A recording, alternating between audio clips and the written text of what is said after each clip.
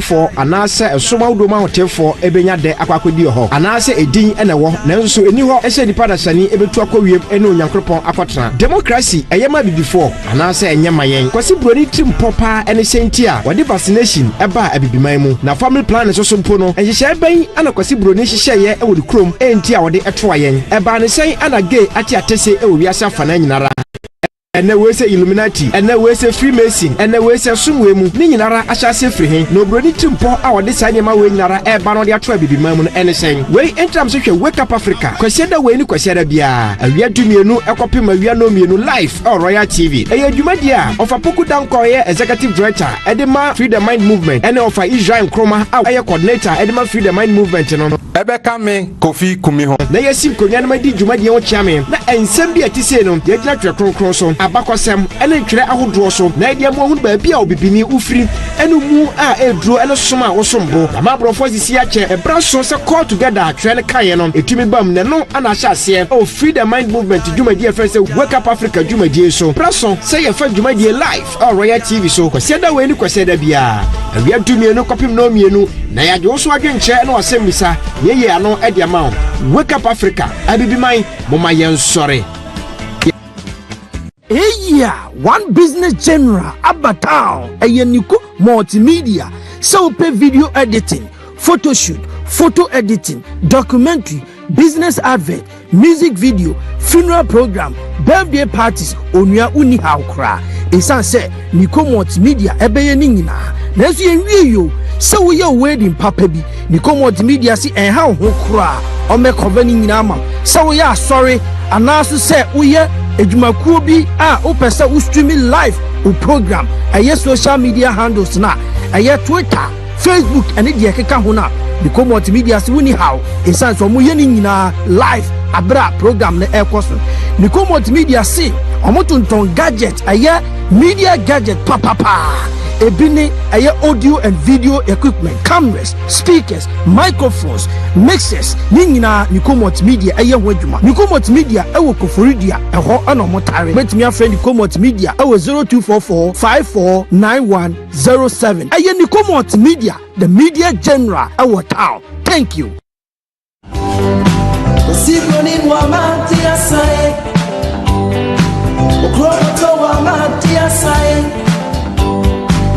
Amuna oba ye krumse oba betray yamesu eche no tonipa eche no diasase akwanule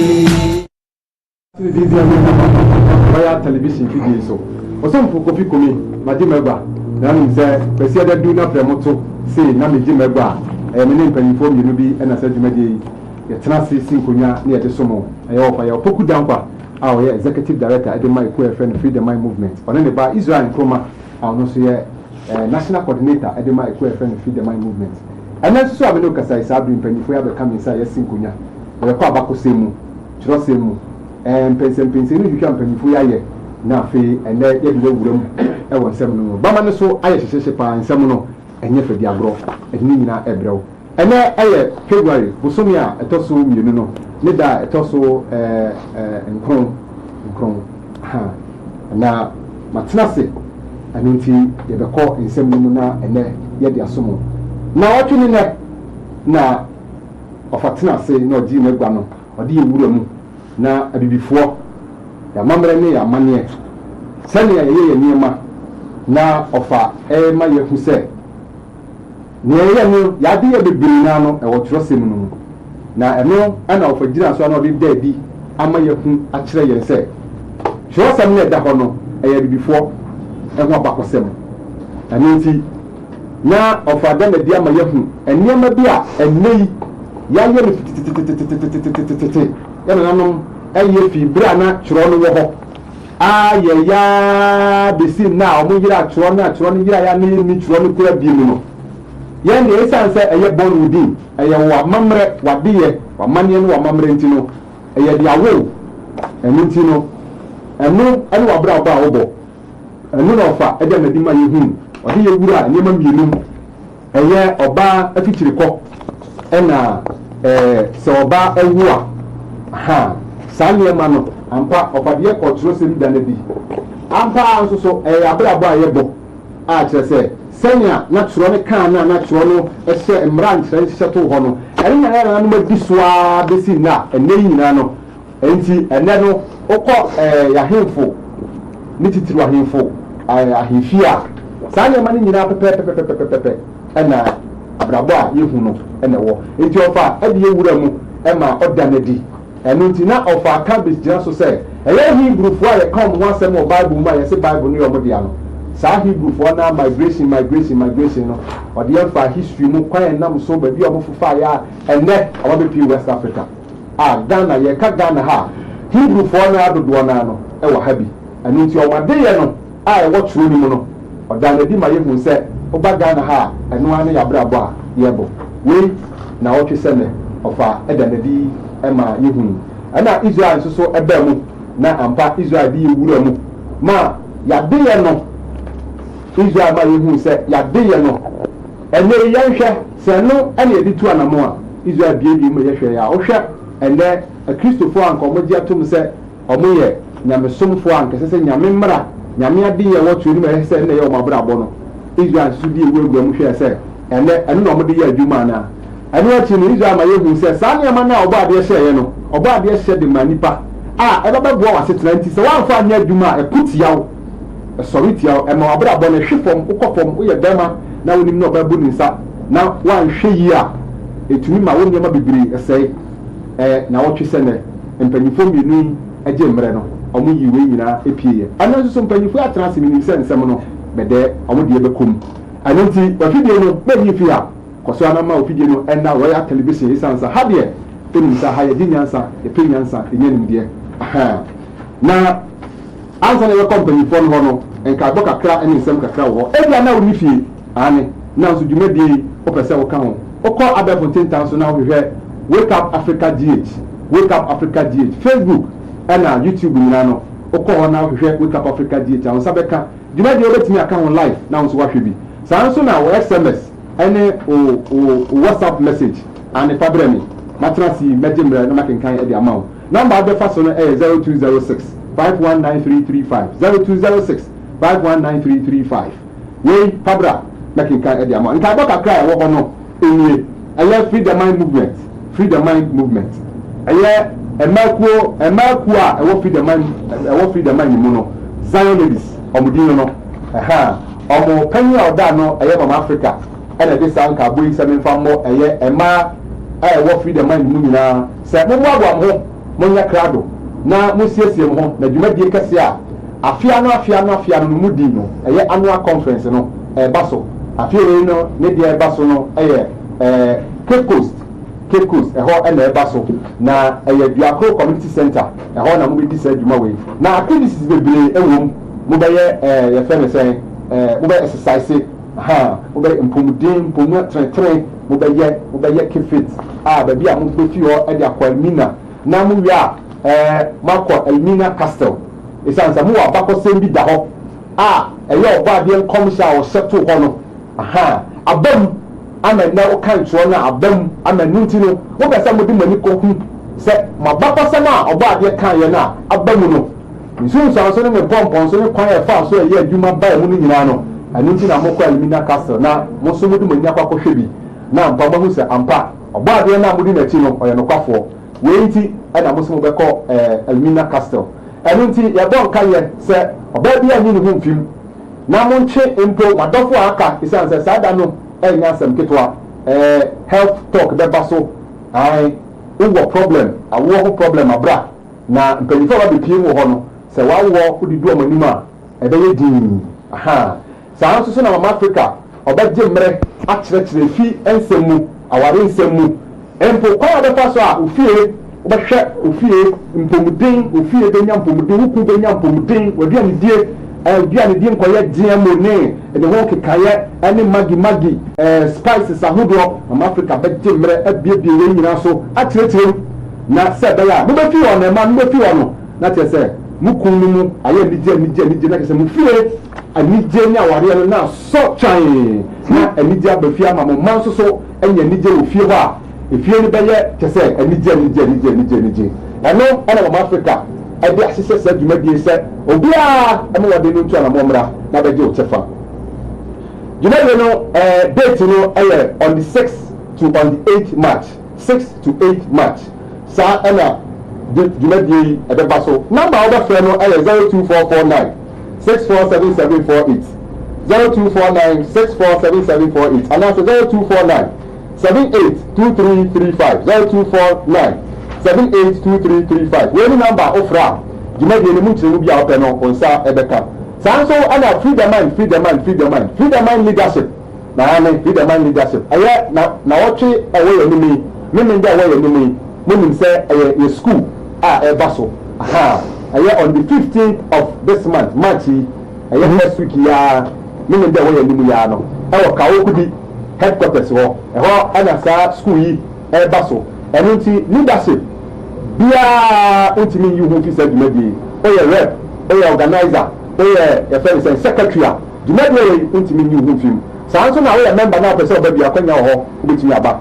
To anamo na bra na oba what nya uchefa enya asem ketwa enya fedi agro school opemu nankasa the emeritus professor 1 bakope history odema bibia odobogrom so sem no obenya sanso na jiopo odini nyina edema ama yenya yechefa etibra na yepiem ka okudi 37 culture center wa da bia wa basketball no bra bi area na wo temene nanso nka freeman ni awofie to anamona brabi the kan now so nya otefa na fakobo obra.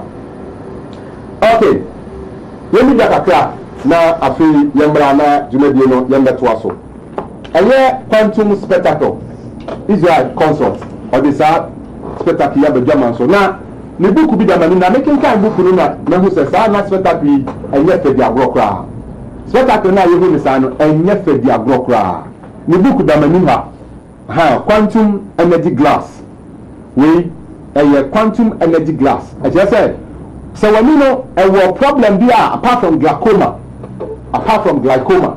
when you know problem be kabiano when you prove so anyone no bo say ayetum o hwa bia na kusukuku na si so chese when you know a wow ekekaw the part of spectacle bomade na unsan kabi example when ni ho ban efi radiation and to that I say a quantum energy glass a boy ni if you radiate a boy when you buy if you radiation ho mo adabia mo share laptop so phone mo ya one day on the screen na energy ahodo no bomade na onsanka bi we e besa wo yare ama wonya afa ahodi anya wo hoto unu so na wonya afa ahodi ni wo hoto a no yi ato ho unu ya bi o sa problem no na ono so afa de wura ake so ono so edeji na ya wesa enti me friend say abusuan tiamfa bomade na onsanka bi na spectacle way and sa wo yare. Okay, maka me say na fe re company for no na ya de dwumadie no ahye so iza enti na kwa ba jo so e se bia wo ko ahode wo e do wa dia se so oba dia dum good ahode wo ko pa yes okay covid aba ba jo wa ba jo so be jini sa ahode ni bia ko e do wa dia se na tetirim last week nya odi ewura mu e de efa mu Mr. Sabri abusuano aye krado pa isanse omo se kwesi adadu na premoto royal television so there hade omo se fanyansa jinyansa tasinyansa hade penim die ni nyina ni bibia hade nya no eni nyina ye professor emeritus 1 of aya opoku dankwa eno ti Sabri me kan bibire pa hwe abusuafo no na hwe ni nyasem adani bibia da mo gas ni ga recha ahofu edra na sewa kan o ma Sunday no last week we were oba de mra ba ko de ma say we ni so e so a if you be kan e treat ni na see and you say we are taking it serious obehwe we this and I mean say the best go back you starting program we can say Bible no before the true we first episode no and you can yes I ko chibi that is story man kasa can be reach the lifestyle, the language, the culture, any blessings, any curses, any money, okay, you know, say a beba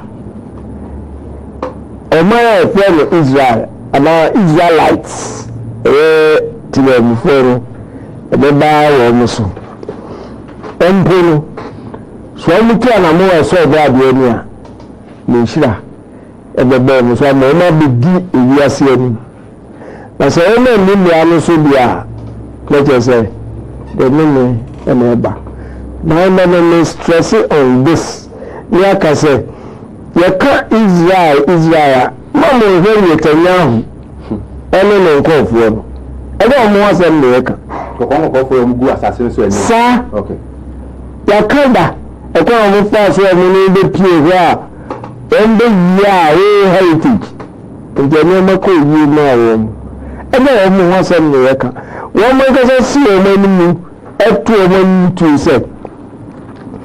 Look at Israelites, a young one, their name is released.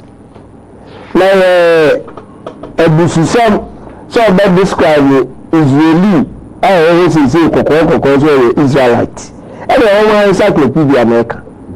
And then you have a career ready. The England say, no bad per se, or say, well, in the Bible. The all can say, maybe I say, the Messiah ba, you are the Canea and the yes. And you know, I don't know, I always like every place West Africa, yeah, baby, you will pass one call every bad year. Yanko Exodus 19, 3 to 8. Exodus chapter 19, verse 3 to 8. Okay, I'll say. And Moses went up unto God, and the Lord called unto him out of the mountain, saying, Thus shalt thou say to the house of Jacob, and tell the children of Israel, Ye have seen what I did unto the Egyptians, and how I bare you on eagle wings, and brought you unto myself. Now therefore, if you will obey my voice indeed, and keep my covenant, then ye shall be a peculiar treasure unto me above all people. For all the earth is mine. 6. And ye shall be unto me a kingdom of priests, and holy nation. These are the words which thou shalt speak unto the children of Israel. 7. And Moses came and called for the elders of the people, and laid before their faces all these words which the Lord commanded him. 8. And all the people answered together and said, All that the Lord hath spoken we will do. And Moses returned the words of the people unto the Lord. The person may a peculiar people unto myself. The person may a nation of priests. The person may all a mountain was assassin. Okay, we Israel for. And Moses because to you almost between say, oh, the all can do. I don't know about the prayer Israel. And we know about all others in the world. Remember, we are serving America. 1. So there are witness. So when in the carbon, in the midst of universal adultery, I'm saying 7 years and fata. I give you a say no, I'm present no carbon. Now they need the advance here. Oh, the present, the number. Then you know. Deuteronomy 6, Deuteronomy 6, 4, and Isaiah 43, 10 to 12. And that's why you are my witnesses. Anna, the person you is here so only the true living Yah and Antia. In Shabby with and also Deuteronomy 33, 26 to 29. The whole world. Anna, we are also answer. One divine revelation. If not divine revelation, now we are actually. And also, so even ya Deuteronomy 4:5-8 and Amos 3:7. And the cat and said, "Moon among the human channel, all the messianic personage ever we are seeing now, only feed the tribe of Judah in number." Okay. And you know, we are such a peculiar people to me.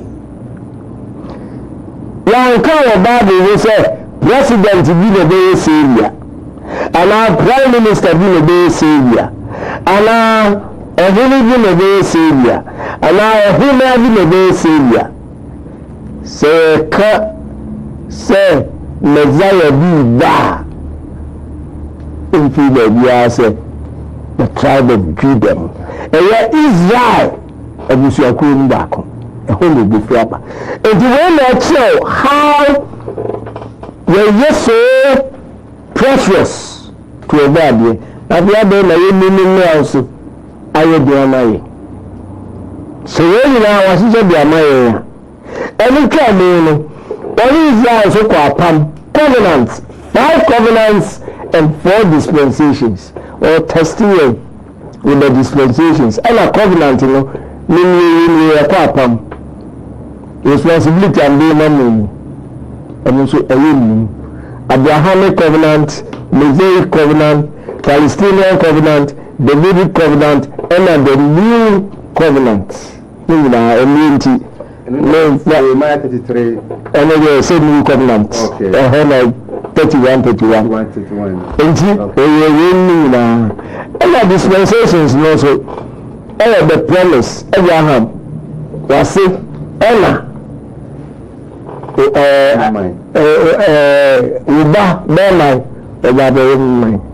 Isaac. Ella and Mercy and Roma, and also the Vigila away. Ella called out assembly, and in Sabia, you show a woman or Baya, also calling them out of the world and make them a new people. And I have the kingdom of Yah.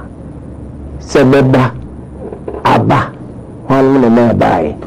When a man yet so precious to Yah Israel. Peculiar people. So you see kind. Only Christians brown crap and Yah. Only Muslim brown crap and Yah. Only Hindu brown crap and Yah. Okay. I don't know where no crap and then the religion is only Christian. If you say Chia, then you now I am my wasabi who you decline. Seminar is it here. Now when you know children, Israel or something, or hard-headed. I say, hey, apart where you are doing, where you be now. We are prophets to God here. I want to catch us every day. So, we are fine. For credentials, we are never.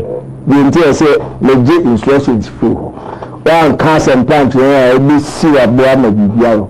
Only you now. And so about the answer, answer. All the local is a book of Pim. That was our son, Chiba. Let me say, Eja. I'm also with my say, Emma. If you let me buy, young team. Every year, there are 2 easy at when they say, you will suffer worldwide dispersion. As for doing young team, it could really worldwide dispersion in the coin. But that's one of the character.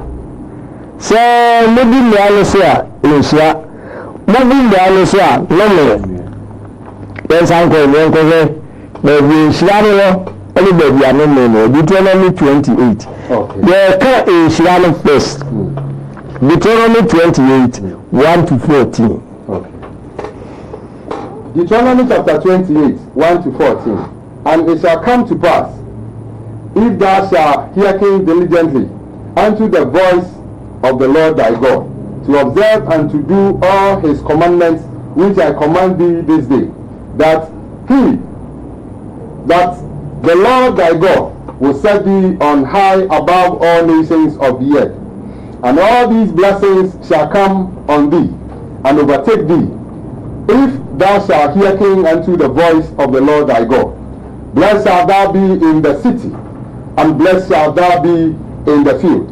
Blessed shalt thou be, blessed shalt thou be, blessed shall be the fruit of thy body, and the fruit of thy ground, and the fruit of thy cattle, the increase of thy king, and the flocks of thy sheep. Blessed shall be thy basket and thy store. Blessed shalt thou be when thou comest in, and blessed shalt thou be when thou goest out. The Lord shall cause thy enemies that rise up against thee to be smitten before thy face. They shall come out against thee one way, and flee before thee 7 ways. The Lord shall command the blessing upon thee in thy storehouses, and in all that thou settest thy hand unto. And he shall bless thee in the land which the Lord thy God giveth thee. The Lord shall establish thee an holy people unto himself, as he hath sworn unto thee, if thou shalt keep the commandments of the Lord thy God, and walk in his ways.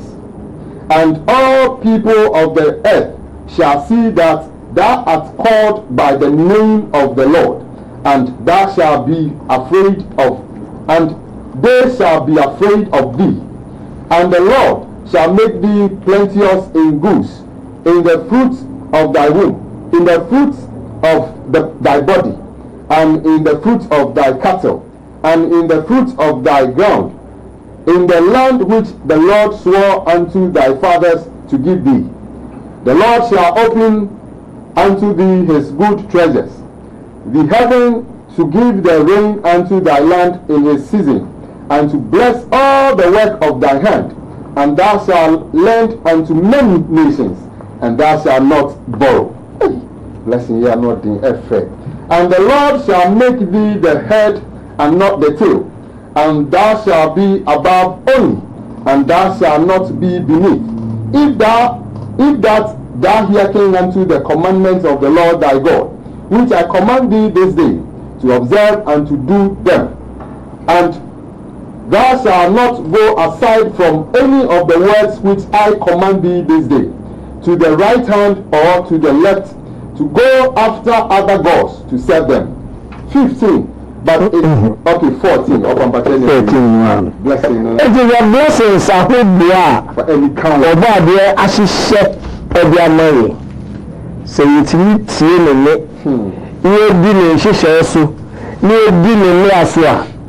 blessings will be now. Israel, ma, you're 18 May. No, say, Lifua. Let us say, and I buy so 15 to 20. Okay, yo, yes, I said 15, no, and I could see 20 now. I'll say, that is Deuteronomy chapter 28, and verse 15 to 20. I'll say, but it shall come to pass, if thou will not hearken unto the voice of the Lord thy God, to observe to do all his commandments and his statutes, which I command thee this day, that all these curses shall come upon thee and overtake thee. Hey, cursed shall thou be in the city. Hey, and cursed shall thou be in the field. Cursed shall be thy basket and thy store. Cursed shall be thy fruit of thy body, and the fruit of thy land, the increase of thy king, and the flocks of thy sheep. Cursed shall thou be when thou comest in, and cursed shalt thou be when thou goest out. The Lord shall send upon thee cursing, vexation, and rebuke in all that thou settest thy hand unto for to do, until thou be destroyed, and until thou perish quickly because of the wickedness of thy doings, whereby thou hast forsaken me. The Lord shall make the pestilence cleave unto thee, until he have consumed thee from off the land, whither thou goest to possess it. But all from a real mark. Okay. That's right. Empty crisis no so no country. Empty any Messiah Africa. When I'm here. Blessings and also curses. No. Now cigar. Okay, wait here. Once we see the percent. If you share no instructions there, they are powerful. When you are ever calling, now I will do a very until you are there, one can say you. Honey, now they are cancer. Someone is so dear. And I'm in the mobile center of Visa. No one ever chastising. Chastisement is really discipline. Now we judge the disobedience. Now we are being obedient to the office of Babylon. And the Bible comes such chastisement. Mom say we are going through a chastisement. Obadiana was sanctioned. Obadiana was preview. Say, and man so. Don't you also? Now, Mama, say, and probably cry, woman and being the show, Monsa, or my chastisement. Deuteronomy 32:16 to 21. Deuteronomy chapter 32, 16. Can you 16 to 31? 16 to 21. 16 to 21. They provoked him to jealousy with strange gods, with abominations provoked. They provoked him to jealousy with strange gods, with abominations provoked they him to anger.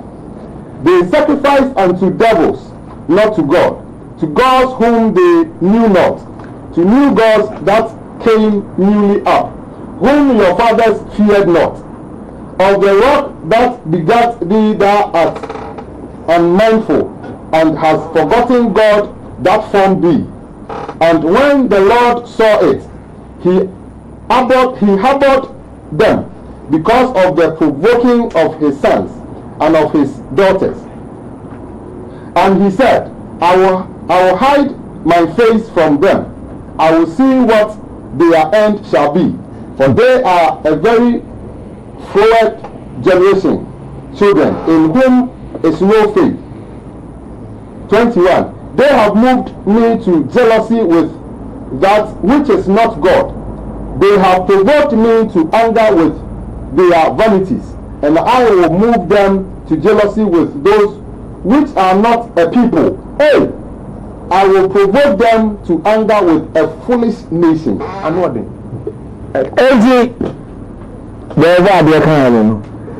I'll hide my face from them, no matter wherever you they will be you.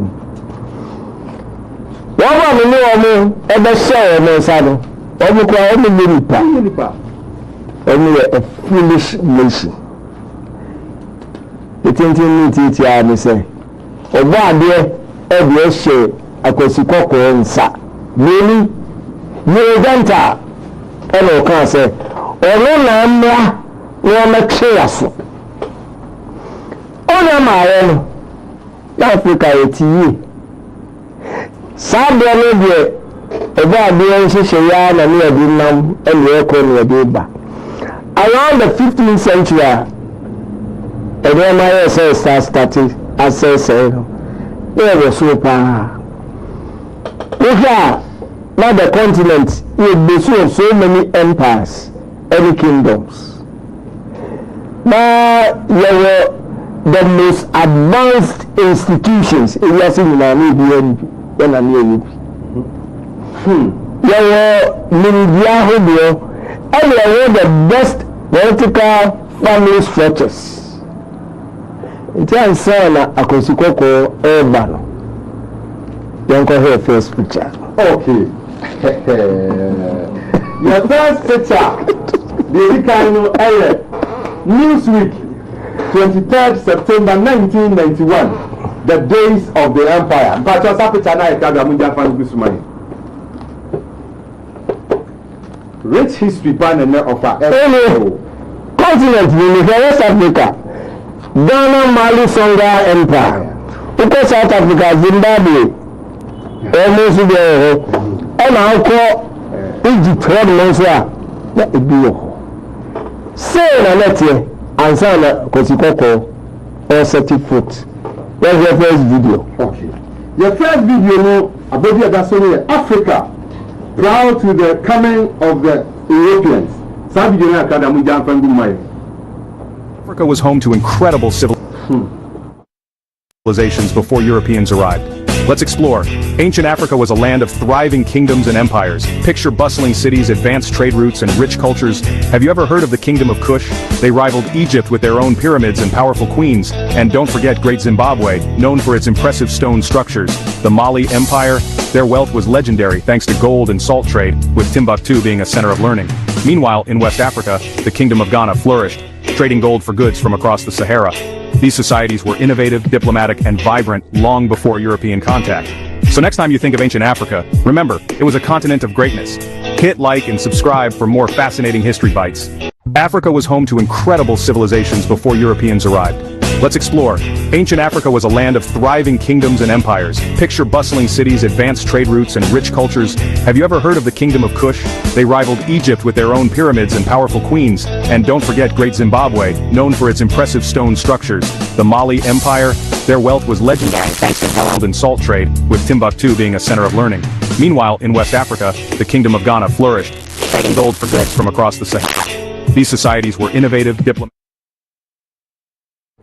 of our history of empires are not sabri because what call my no what Africa not just say can omo empire no ke say yedie ne akese ne se bia no madunu na nya sem ketwa eno na of ase yen kohwe history ana ye wo abakosema e dakoma yen rich history pa ene no fa edi ewuram no ofa acho me da se kofi enti ansa na ko siko ko ba no ya hu se ni city from the 15th century and just say that we will say we move back now the other say with this rich history and empires like a system we live in over here say Sayama will not her M1 and you know wama say about the secret partnership any about the collaboration and I say any about the two Adasaku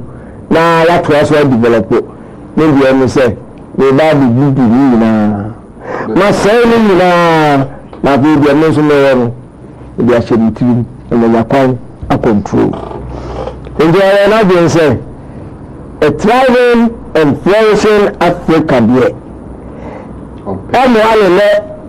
I'm one opportunity and you know where say the make can leg to buy and destroy African institutions, say educational institutions, say political institutions, say family institutions, whatever African spirituality or beginning because we didn't say African spirituality in 30 years what in the FCC number 7 now as well.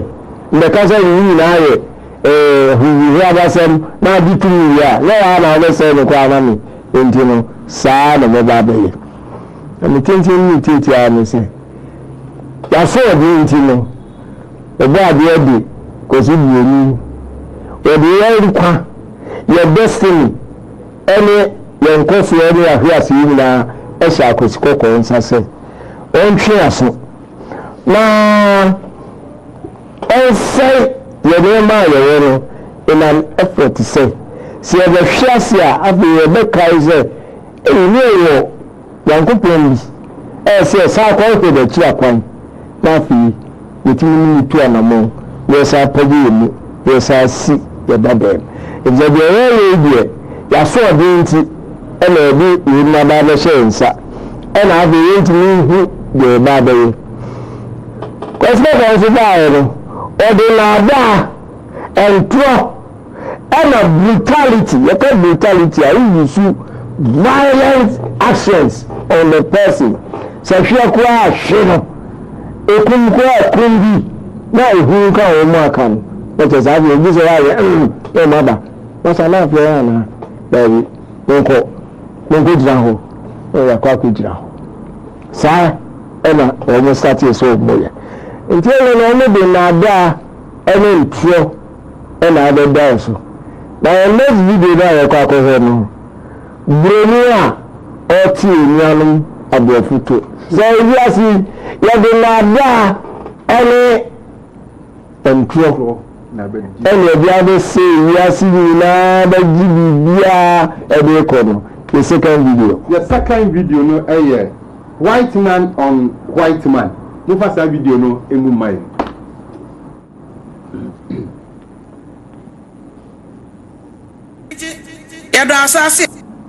Hello, I'm Mr. Charlie, also known as the White Man. I've been allowed by Harry's brother to speak on his channel to tell the truth about racist white folks. I will talk about how we as racist whites have stolen land, culture, history and minds of human beings worldwide. I will speak on how we trick the world into thinking we are superior with lies and distortions. First lie that will be addressed is that whites are human, and everyone, especially Negroes, are subhuman. The etymology of the word human consists of this. Hue meaning color, man meaning mankind. It is widely known that white people lack color or hue, sub meaning less than. Whites have no color or hue, so white folks are really the ones who are subhuman. The second lie is that the white race civilized niggas. The truth of the matter is that the white man and woman were a bunch of savage ape-like creatures living in caves when the black man and woman ran the earth. The white race crawled around on all fours and howled at the moon. We had no language and no sense of right or wrong. The cavemen you read about in school. That was us. However, we changed the story to suit our white supremacist agenda. The truth is that the great black African race felt sorry for our worthless asses and allowed us out of the caves of the Caucasus Mountains, hence our other name Caucasians. They taught us how to speak, cook food instead of eating it raw. Today some of us still like our meat raw or rare as we call it. They even taught us the proper way to have sex. It's been proven by your own white scientists that black people were the first on earth. So that means when God made man in his image, he made the black man and woman first. The third lie is that white people created and ruled Egypt. We as white people were in Egypt, but only as invaders, and that's it.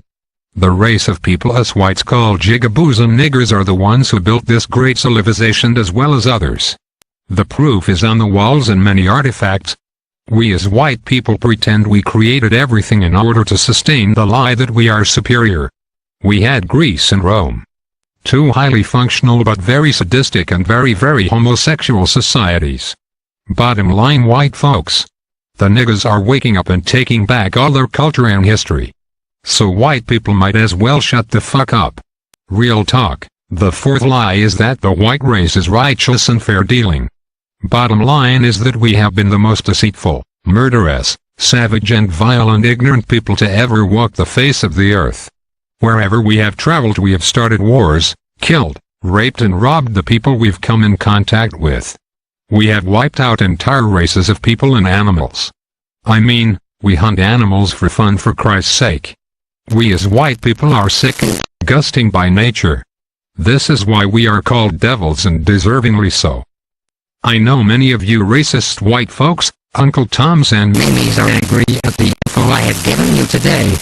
For it's so truth and I share Wake Up Africa do Royal Television so video I got here kwasi koko a oka onu akasa na bakosem niema omaye omo pie wiase no o say ayampa o hwe nyame bo wiase na nyame wambo broni obo obema ni oba eyetuntum na omo na omo de civilization omo na no mo kro omo civilization kwasi koko ne ba ye no e na omo sha ase kire omo mpo sani ye no aduane sani ye didi kwa ye faso didi empemu agrokra no eye bibini e na kire wom na omo de no ye nyina ye sani a omo ni usia o ye hina no omo ni wan se ye se okum o hawo omo de yakayaka de na bema na ene o ma na omo repuom na omo ye omo ni ya kese boni ene man kwa na omo de aye owiasa ene wo ntokwa de bebi on be sia obia omo na ewiase ntokwa aba nyina no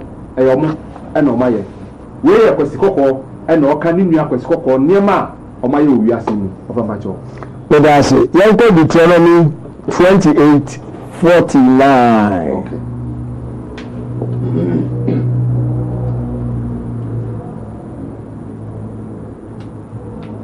Deuteronomy chapter 28 verse 49. Okay. I say, the Lord shall bring a nation against thee from far, from the end of the earth, as swift as the eagle flieth, a nation whose tongue thou shalt not understand. Until the scripture no air can from the 15th century. Blessings and curses. Something like the introduction where you the ministry. The introduction anyway. Until from the 15th century, Anna, Portuguese, Danes, British, French, Spanish, Dutch, Germans, every in Africa. I remember I read to Mukasa. 7 Deuteronomy 28:49. Second, Deuteronomy chapter 28 verse 49.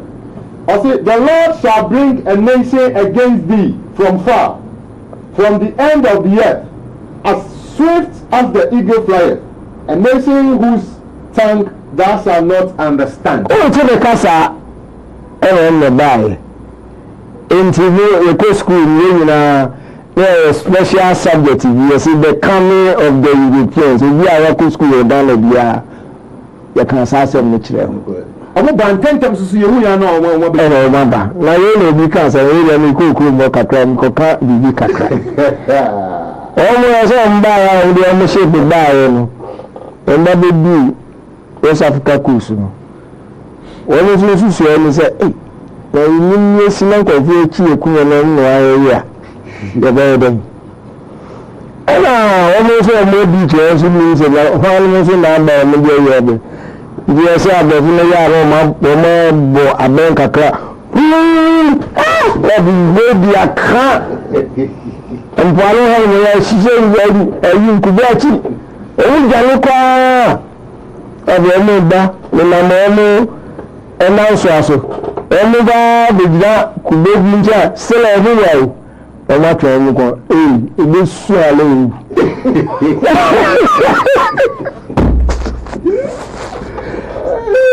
Next picture. The next picture, I will be at that.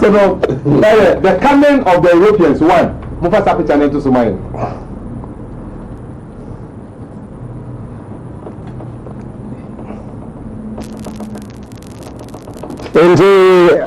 Akọsikọkọ ẹna ọdún ní ship ẹba bi do. Okay. Second picture. The second picture here, the coming of the Europeans too.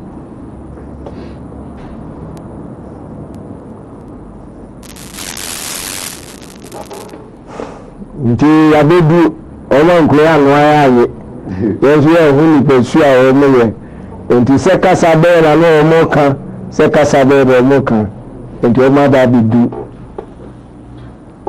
West Africa. You go for a third video. Okay. The third video I will be that's the coming of the Europeans. How far that video no in mind? Portugal was the first European nation to come to the African continent between 1419 and 1499. This occurred when two Portuguese explorers called Pedro de Escobar and João de Santarém reached Chamar in January 1471. Don Diego da Zambuja, another Portuguese explorer, led an expedition in December 1481, together with some Portuguese explorers and traders, to the shores of present-day Elmina. Because of Elmina's richness in gold, they named the place Elmina, meaning the mine.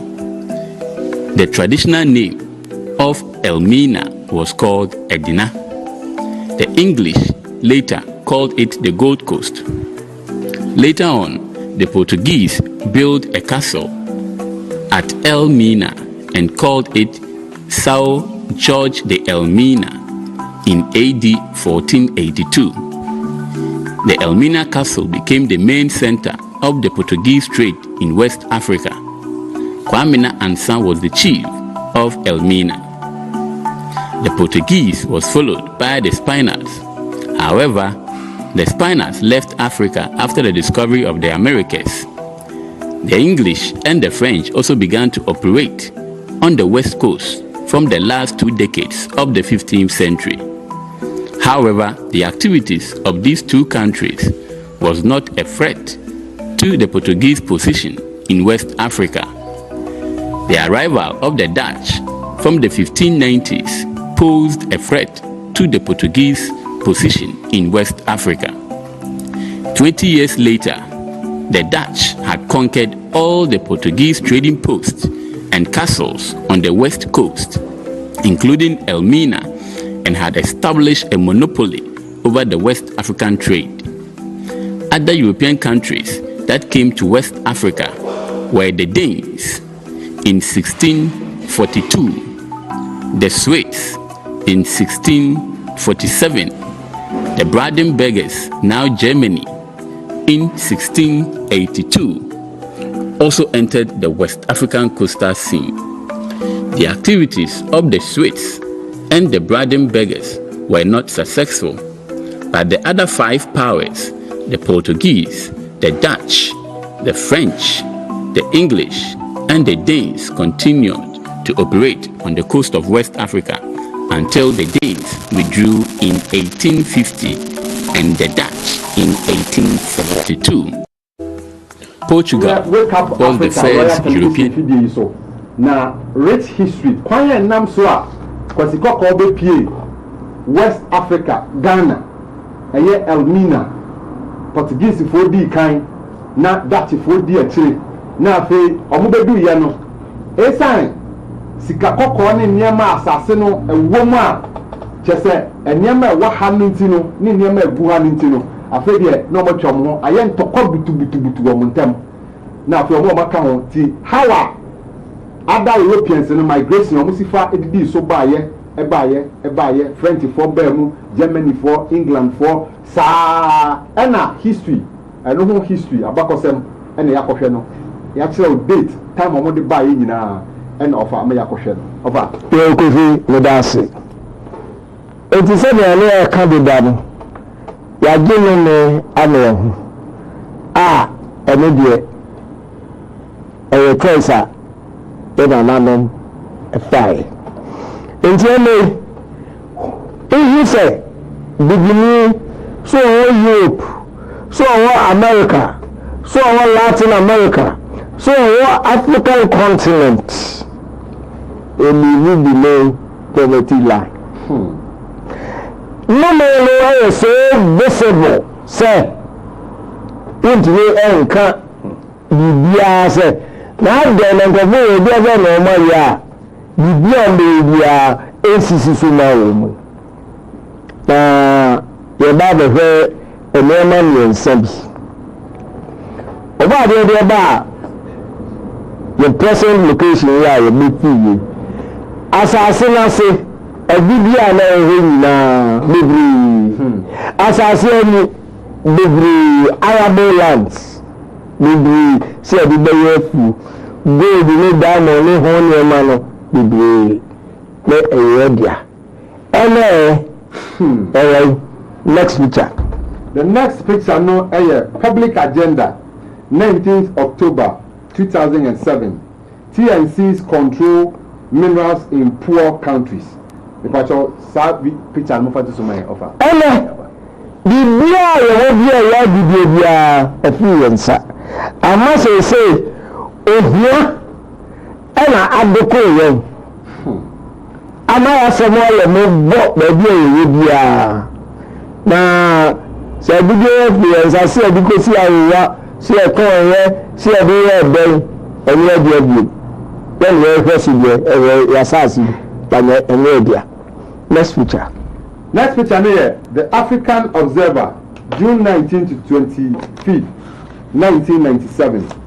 Poverty tightens I say poverty tightening is stranglehold. Okay, stranglehold. Okay.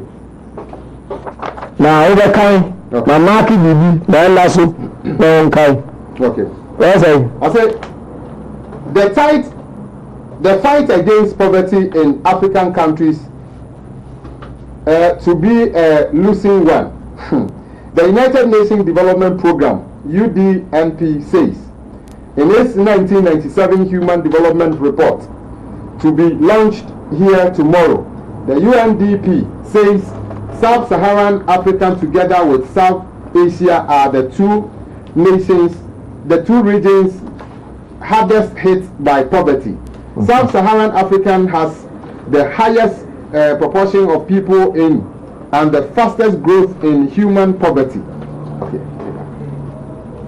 Well, I say this is the only continent in the world that will become poorer in the 21st century than it was in the 20th century, says Jibril Diallo, UNDP's Director of Public Affairs. Until the year 21st century, okay. Africa poverty, Next picture. Next picture, no, Abobia Edasono Daily Graphic, 21st June 2024. 7.3 million Ghanaians face poverty, have no access to education, health, employment. JSS report. Professor Pichane to Somalia.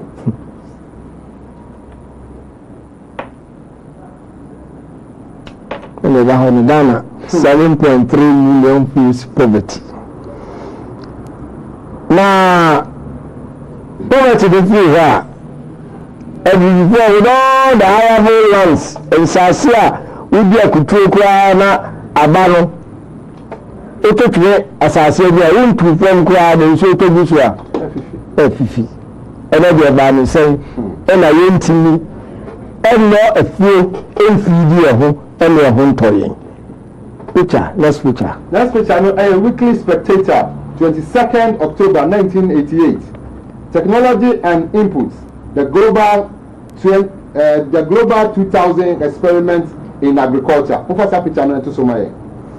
Now, it had to take the 39th president of the U.S., Jimmy Carter, already global 2000 by say, I will be a man agriculture and quality. And the high yielding seeds, now the chemicals, Sanya agriculture no be tumpo na ko ebi ni ba 2000 ba that have the sabe no ni titi bi ti say no ma bullock eno no di green revolution ni India ono no di green revolution ni Latin America ena Jimmy Carter bi kan ho bai no nko ono Sasakawa Japanese ship magnet bi ene mba so we ba be bia ne be Ghana that agriculture no ba be koso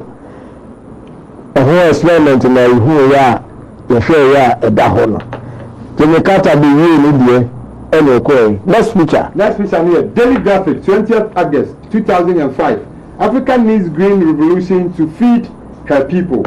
Professor Pichane into some family enti Jimmy Carter ba ya ko ena to ba ya ko ya ena bebes ni e kan so mo de agra aba na o ba fa bifunu kufiana so na ba be ye mo national chairman na wa fa na bibia atutu bi e di ama o bifunu ba Ghana ena na me bi se na bi beto e be say Africa needs green revo to feed her people. And this is a green revolution in India. A command de Kunin. And the Jimmy Carter, let's start here with Global 2000, you know. The dates will also die. And almost will die, yeah. Almost will be Agraba 205. Next picture. Next picture, no, Daily Graphic, 7th February 2006. Why can't Africa feed itself? No. over kind of kakra again. Okay. Why can't Africa feed itself? I mean, to this year, green revolution, agrarum November, and Sunday and Sako. Okay. I say available data from the Food and Agriculture Organization (FAO) and the World Food Program (FP) paints an abysmal picture of the food situation in Africa. Over 200 million Africans are malnourished. Africans are malnourished. Another 43 million required food aid, estimated to cost $2 billion. For those who may dismiss these figures as a figment of the imagination of bureaucrats in these organizations, I would suggest they make reference to television images of malnourished children from the Sudan, Mozambique, Kenya, Ethiopia, Niger, and other places on the continent. These figures are revealing and disheartening, not only because they tell a story of poverty and suffering, but also because it is amazing that there could be such a massive shortage of food on a continent which undoubtedly has some of the most arable lands on earth.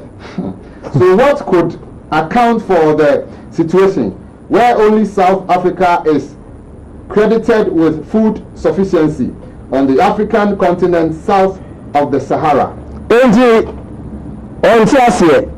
With all the arable lands are ready now.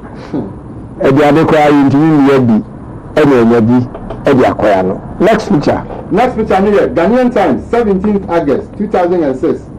MCA plan begins. 206. And President George Bush. And they can say, oh, yes, Kabi. That's us, Kano, Omanyano. All the bad countries are. One human rights, any democracy, so you. One day, one more Emma America, one interest, anything that may realize you as high, men and business can be. Nagana, dear, more qualified crowd. It is a MCA account, Millennium MCA Challenge account. Okay. And a buy. And you buy, you can do Sikapudo and you buy. But I'm launching only La Paz. When President Kufoko launching. Now, you be there, the Bush Highway, you be there, and another will be here for the purpose of this presentation, you know. And you say, we have selected 23 districts from the northernmost parts of the south. 23 districts, you know. One of the started the high yielding agricultural reform projects. We have a 12-year Jimicata fee also. And Agraswaba and a President Kufo Media so about the Kahun. And it is a next picture. Next picture, no Abudia, that's only a Ghanaian Times, 8 December 2011. Africa faces looming food crisis. Dr. Demo Patokofa and no Entoso and Famaye. Okay. Africa faces looming food crisis. There is a looming food crisis on the African continent due to unforeseen circumstances in the agricultural sector. Those circumstances include drought, low productivity, food lack of ready markets, pest, disease, and to some extent policy and political shocks. I will say Africa can't be anymore. Dr. Valerie Inkamgang Demo, an executive member of Bill and Melinda Gates Foundation, made this disclosure at a risk management in agriculture business forum as part of the 70th anniversary celebration of French Development Agency, AFD, an agricultural non-governmental organization NGO within Sub-Saharan Africa in Accra on Monday. She, however, indicated that since 2010, the foundation had committed about $1.72 billion in initiatives across Sub-Saharan Africa towards sustainable agricultural development through priority value chains projects to help mitigate and prevent crisis. Africa next picture. Next picture here, New Crusading Guide, 21st May 2012. Obama unveils U.S. food security plan for Africa. External support na abeye media kwa akotuso ayefe ejere wi ase yemhu hwe no idi eche no eso ema president Obama nso Ebadeka sa International Conference Center chi no say ekoye ehihye bi amamu ema president Nelson mu nyina akubi yi yaka ho asem o ha nda yenkoye. Next picture. Scandal. 16th March 2015. GMOs for food. How the West intends to recolonize and enslave Africa. Move us up picture no and to show from my. Na Trilateral Commission for the chairman of the atuso. Okay. One more share me say the boss na eduane no ba. Current MCR. Okay, I'm the above. The current world price. Okay. If the corona, mona moye food man e man buy no. Ebia, you say the corona the baby say you bet you say sika no dia ebi jama mo. Na say you ntimi ntwe dia e de beko baby. Na yakoton ye sika. E ye nti e na e be ye food. Asase ndi ni hia, ye nsaka. Ye the input abem. Na ba no ba na dia. The person here any idea. The Bible can plan do ha. If you look at trilateralism, the Trilateral Commission on Elite Planning for World Management, edited by Hollis Clark, page 507. Okay, yeah, the radio. You have this year. Okay. Anyway, if I can't have the book with you, it means I am Bobby Nania, or Jamma Semin kind, and then I make in the Trilateral Plan. Food is treated like any other commodity. Those who can't pay won't eat. A surplus does not mean more food is produced than people can eat. Rather, more food is produced than people can buy at the market price. Such food can be exported if international market prices are high enough and if the world grain market is glutted. Land planted to rice can be converted to more profitable crops. Thus, the Commission scenario is laid out. A model of agricultural self-sufficiency gives way to interdependent trilateral style. Third world farmers and working people produce expensive raw. Third world farmers and working people produce inexpensive raw and semi-processed materials, including food, for trilateral corporations that provide finished, expensive industrial products to the third world. This scheme keeps third world economies dependent, in debt, and unable to bargain as equals in the international marketplace. Within such a climate of scarcity and dependency, the conditions faced by poor and working people are likely to deteriorate. Okay, Deuteronomy 28:33. The Okan Deuteronomy 28:33. Okay. Deuteronomy chapter 28:33. Okay. I say, the fruit of thy land and all thy labors.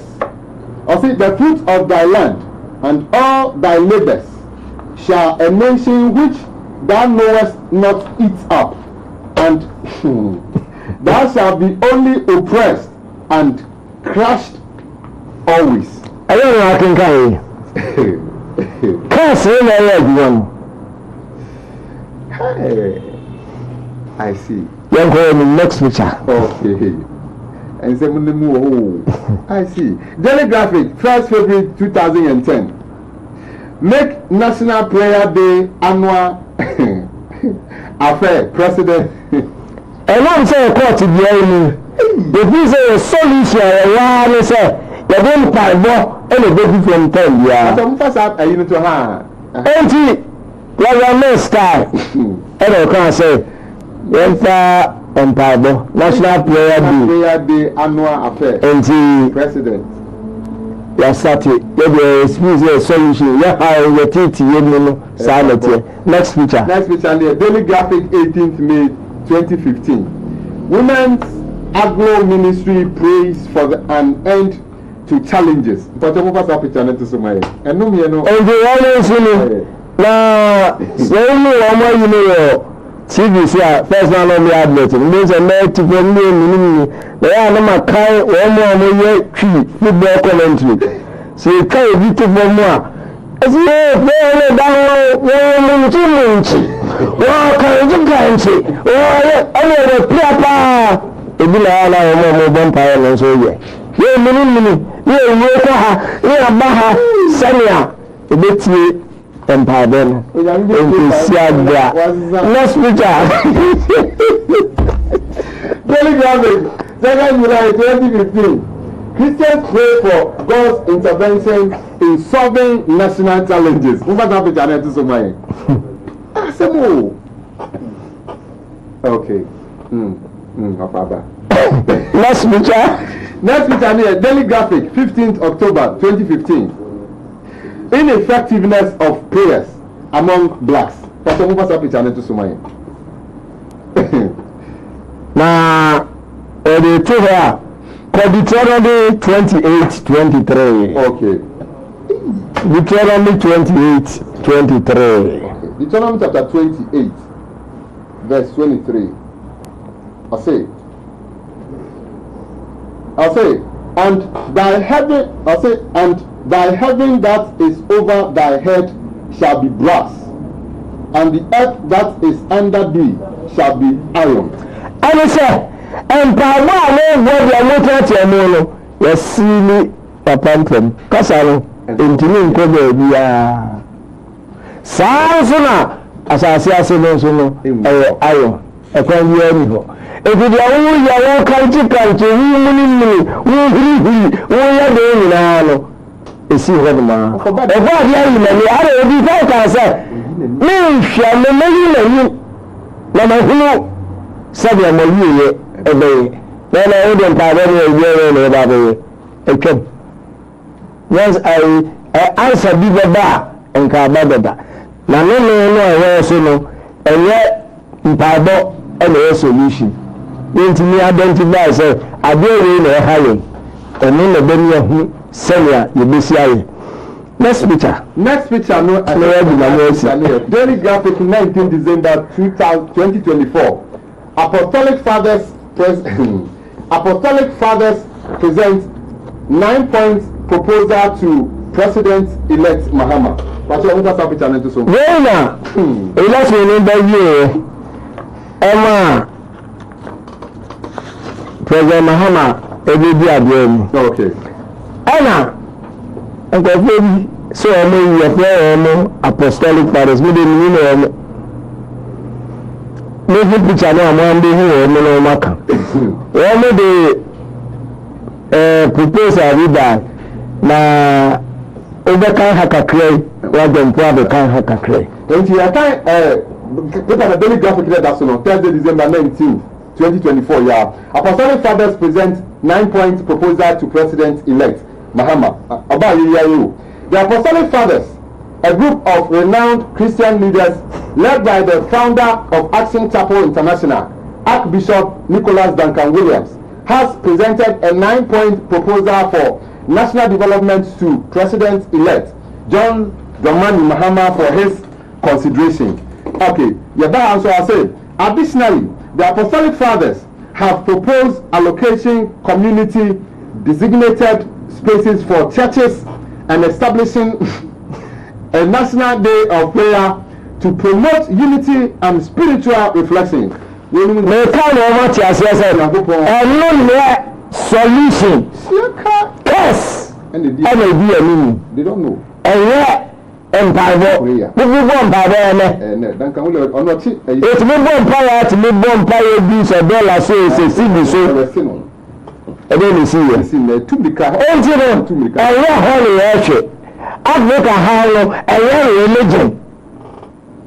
Like I said, and the NCC are so by you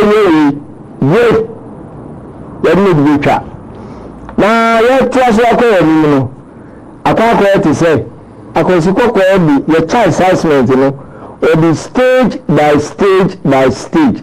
Or starting with enslavement, about the time you can yeah. If you want to do colonialism by missionaries in the band and you change the influence, and then do the same argument. And if you and a coba say, you see a colonial in your civil independence, your independence is in your independence. And what you and they call new colonialism. And how the man can new colonialism was it globalization? This are all our things out there because business with profit, you know. The man the crime of the living alcohol, you will be here and say, without it in your beer. Now you're not about any nanty, it will not cry. No colonialism. The crack and say, oh, you have democracy. The democracy will be very no. Living and say, oh, making the African continent a visionless continent. Senior of the baby said, I can say this is a very when you have the agenda here. Now, about it, you can say, you serve wood and stone. Wood and stone, while it is a war, I say, and one for Swabia, and for Swabia, the bad, no can say, even structural adjustment program. We said, sir, we economy, I have never dependency, move one and down Colombia. Family planning. Saying God blessing you and Ryan Colombia. Democracy, not you, everybody now in the course of it. In the 5 stages in India, and next week, you also have the 5 stages, that we will do. Any canco. I will be at the Omocano, any dear him. Neighbors also, you have the teaser, your casa Deuteronomy 28. Your head video, your head teaser Kakraba next week yaba. Last video no Deuteronomy chapter 28, blessing and curses. That's a video no From this vantage point, the events described in Deuteronomy 28, in which God warned the Israelites of impending punishment for disobeying his laws, take center stage. You will wear out your eyes watching for your sons and daughters day after day, powerless to lift a hand, as predicted in Deuteronomy 28 verse 32. In light of the tragic reality of African slaves being forcibly separated from their families during the Atlantic slave trade, this prophecy is interpreted as predicting the enslavement of children and the forced separation of families. You will have nothing but cruel oppression all your days, says Deuteronomy 28 verse 33, and a people that you do not know will eat what your land and labor produce. In reality, the enslavement and subsequent abuse of black people confirmed this verse's prophecy.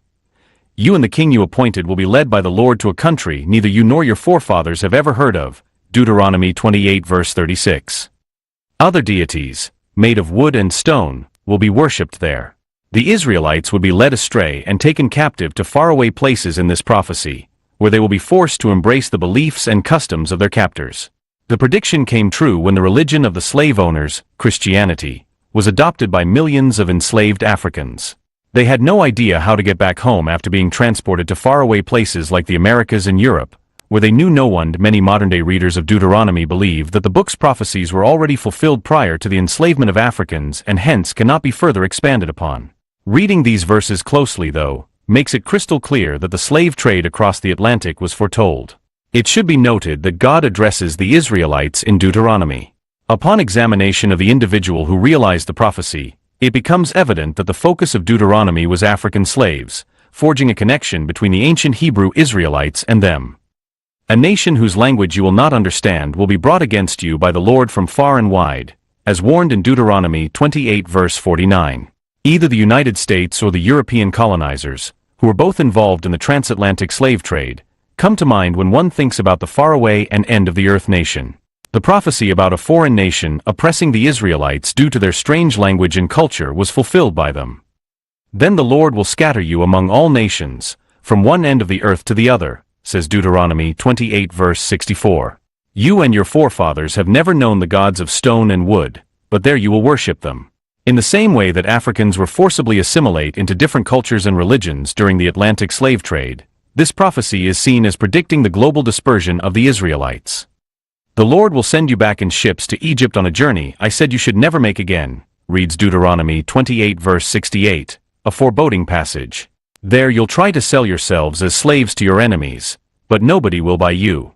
Many see this verse as a prophecy about the Israelites' captivity and transportation on ships, drawing a disturbing parallel to the Atlantic slave trade, in which Africans were sold into bondage and subjected to degrading conditions as they were transported across the ocean.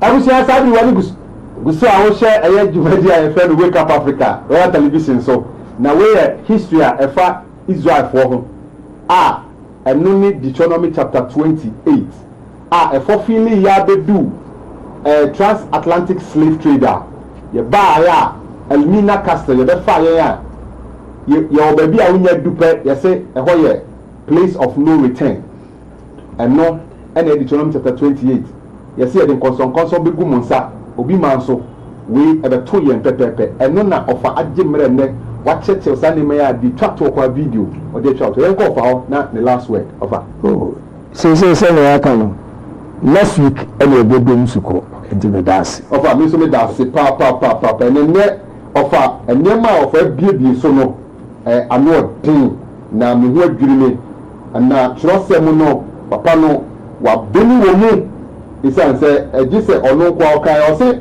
Israel for ni omu a nyame the messiahship no aha omumu na be fibe ba na we dey Israel papa yi wa na wa da me ho adi o ha say we obi a o follow ayini pa obo say papa yi ha o ya santini say what you anima santifo abakosem dia na wa da me ho adi juda busia no aha na wa da me ho adi die nti a ama mo bisa se papa yi ofi papa yi oyeden aha enne se mo ba bi ofi ba no won ni nsem no eno ono a de ni nsem na yi ni ho apie de da mo ase aha enti I am bisa yi bi okay good afternoon, thank you for the good job and also opening our eyes.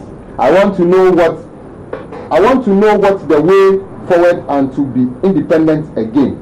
Yo offer say you go so air corner ebeba odinina ebeba we also please offer, if religion cannot solve our problem, then what must we do?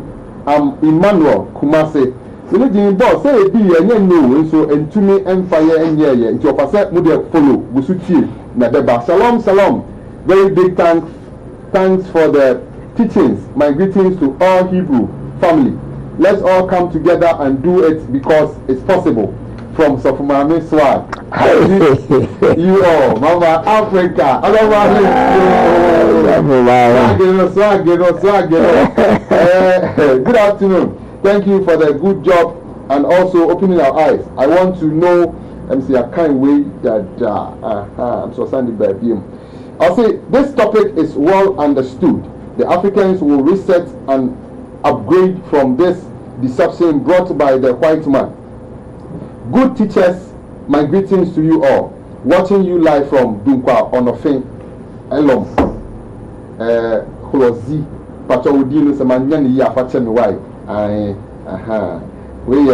Ghana must wake up and think fast by Eric Eji Konongo. Okay, and also no. Please, why do they sign the bond? No, you do no one for being a but bond benya. Why do they sign the bond? I cannot stop watching this program.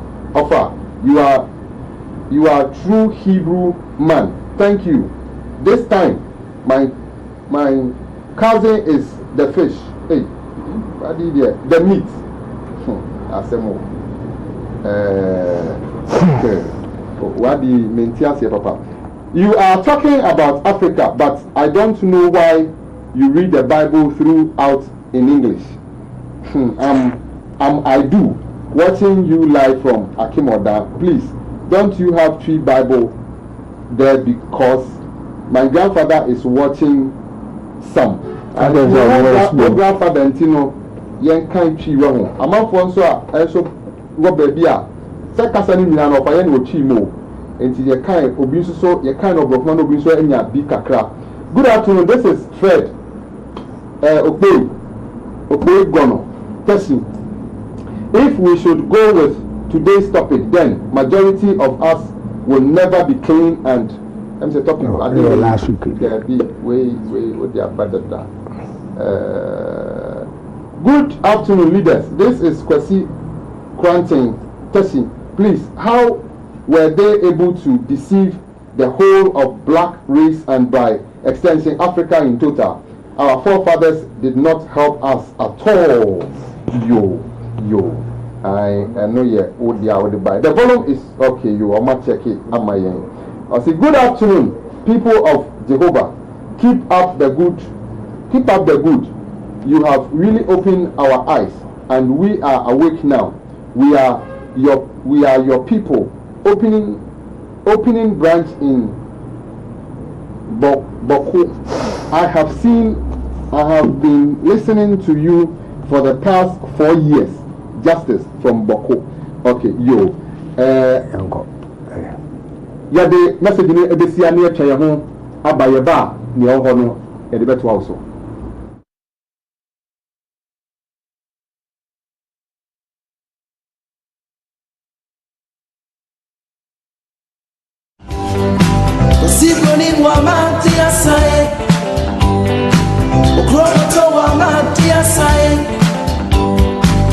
Amuna oba ye krum se oba betray ya mesu eche no to nipa eche no di asase akwanu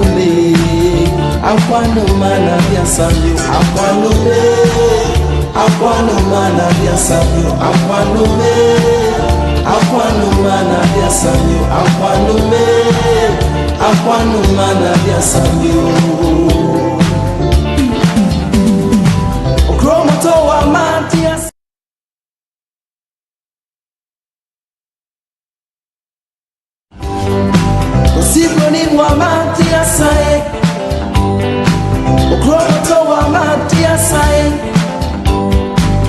Amuna oba ye krum se oba betray ya mesu eche no to nipa eche no di asase akwanu mana dia sabio akwanu mana dia sabio akwanu mana dia Africa jime bi Royal Television video so I so we video ni fi ha ene na wa ye ho pa isan se ene ofadie wu abakosemu a enya sem ketwa na enei se ye penya ofadie ama ye gira so aka se ye pe Israel dia na ne asase na eda ho a ene kosiko kwa agi afani die no yemo Israel de eno ane ye Africa ye wo ye tini no mi eluti Ghana ka ho bi because nipa na retire Israel the ancient Israel no ene ho na obeto Africa West Africa ha obatechire akaya nyama bi na ofa ebie so akse na sebe ya ye de kwa yenti ni akofa ye nyama ni bi na afi yetumi adane nyama na afi yatechire Israel tetede no ya san dia ba bi ho te na ye kan Israel bia ye no mi no ye na wo hai ye sa ya bi na afi yetumi nkwa ye ni ye kwa Israel ho na afi ene ono so no no of my Israel no papa you so boko apanya dem yo which year I have phone na for you super na feel makacho no say it amase so muswa ehwe ama program we say the whole Ghana Sundays the biggest live show program we na see no ehete papa na of akase ebre ho so we na no attract before nso ni if I say normal if I say normal you no if I say connect normal na ade a ya I say boni bi atuwo na yini the fall by pa if I say normal e ka ho na ba yeah intimate obi se na nam ni wi ade mu a ma ye obi bani ana o fe bi na konsa amani a ye komi na no enye na pe ne komi sa de bi free na o mai o kan obi so a che yeah nim ti e bresa ye hu solution no so why na bi afa na na me nsa ewu to aso o si ba ko an che ba ko ewu nti e ko no ncha no o me kurom a che o se ma me se abeja che ma ga abeja che adama yo obi bani ana no man ti se ma se na obi yo na obi bani ana na na se ewu no akota de nka no but patwaso no bi na akoso o hwe me no na se ye obi na eye no sa enti no ya se esi no boni bi atu bi na o ye solution no a o de pamu a na wai taga na wai no ana enye kwa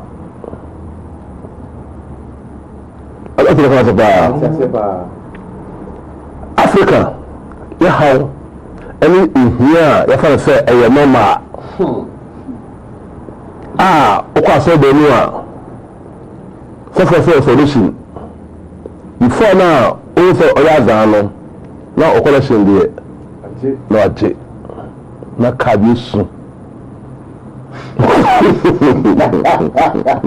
so no no say on your solution solver to your problem yeah until about so a o to show you no account wo some a wo ko na no no account but we could be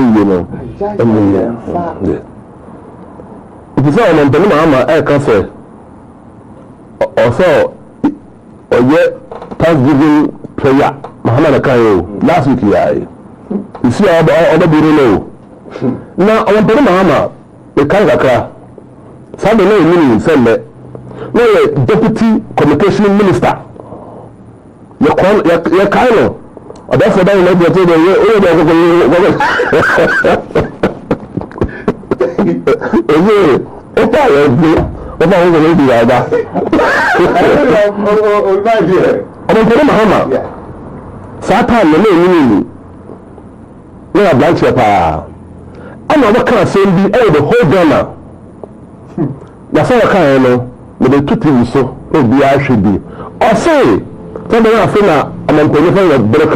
Okay.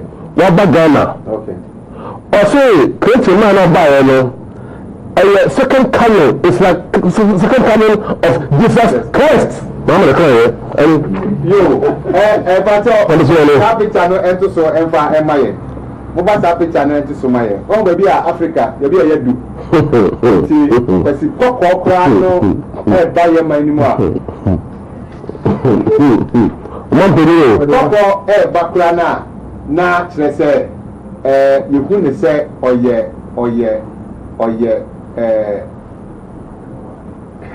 nyame ademaye the second coming of Jesus. But of faniye mame. Faniye mame pa na omu hu se maybe I'm not making kind of okay.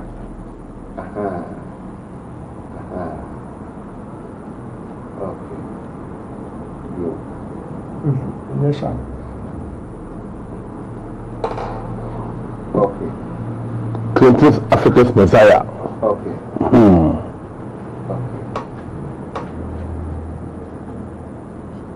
When America. Very. I'm on Penny Mahama and the Kaya. I feel the kind. Okay, yo. Where 26 March 1998. How many years now? Hey. The independent. Yes. Clinton, Africa's Messiah. Hey. Bill Clinton, the 42nd president of the United States of America, has come and gone.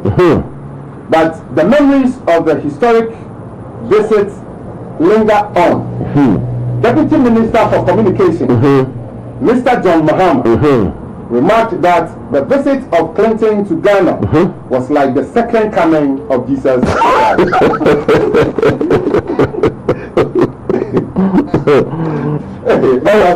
Oh yeah. The same man, I'm not for you, sir.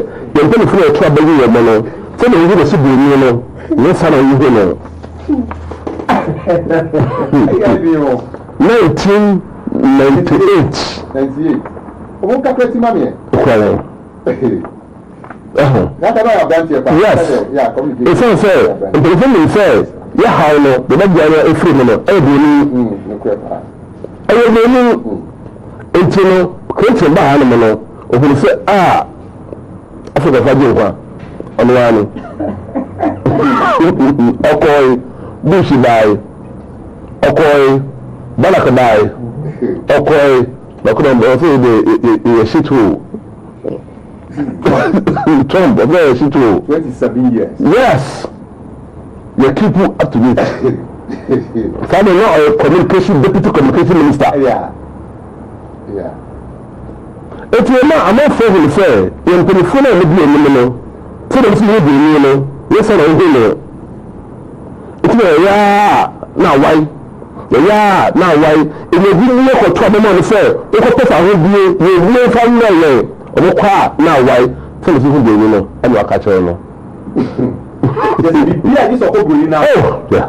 I said, Bibinia, Nyansa plan or person as in didn't need to my between their feelings. Yeah.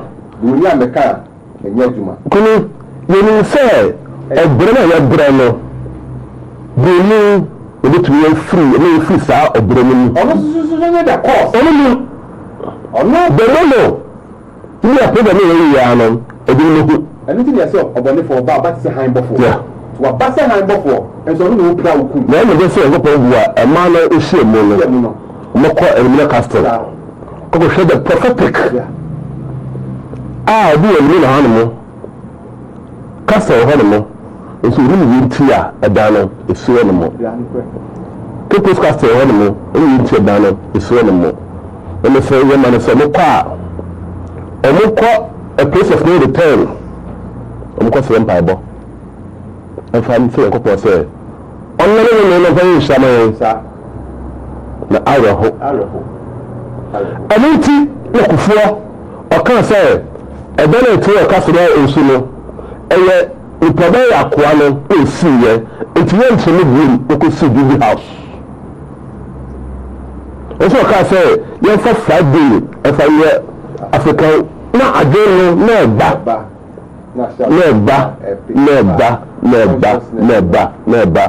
It sounds say, the moon or by.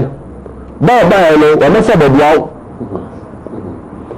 Last week, you know, a way we can send you as you of question of free. So, so for the window. Or say, you can send me, say, who will here for now, the same catcher say, Bible, a New Testament, actually a more, until you are. Hey, hospital, no Colano. Maybe they be only church New Testament. A trade blue. Oh, they can't get one. Only the here, the Bible, the Matthew 9 verse 9. Never put it in you. say Bible no say if you say omo trouble no omo na Bible we dia obwa efefo no you na trouble Bible no enti dey pa aduma we adoni odo Africa say mission South Africa no odo buy any money wa jere say me so ya kwa yes sir up to date Matthew 9 verse 9 in say there odo try fi Matthew say Matthew John Luke and then correct Matthew 9 verse 9 so na be ni oba no odo share asalefo until now they say John Matthew Peter dampale sana wama yibi yaji kono afile amofo muteri kono Matthew chapter 9 verse 9 and as Jesus passed forth from thence yes no all kono he saw a man named Matthew Yeshua, Jesus Christ. No, Matthew never say. Come where? I say, and as Jesus passed forth from hence, he saw a man named Matthew. Oh, that you didn't say. What am I saying? What you papa no offer us to say? On transfer no sweat we. When Matthew na boni go dia bombi no me atwe so idea. Kume na me na say Bible no buy no officially this is the mental about from the back kan ho a enye de breaker now you say just to enslave the black people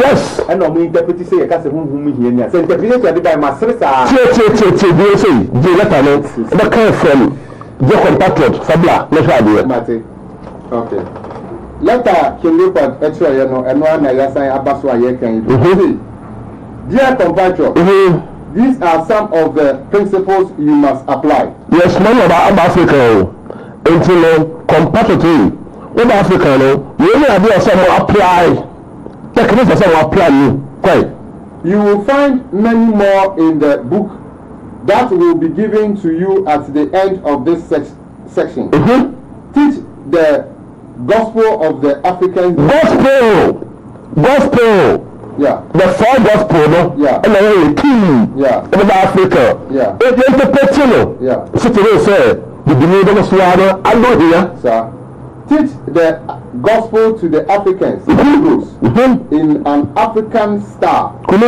that's a Old Testament that you are say gospel yeah teach the gospel to the Africans Hebrews in an African style in order that they are kept submissive to white yes sir and go to court I tell her say and you know how to know the name of the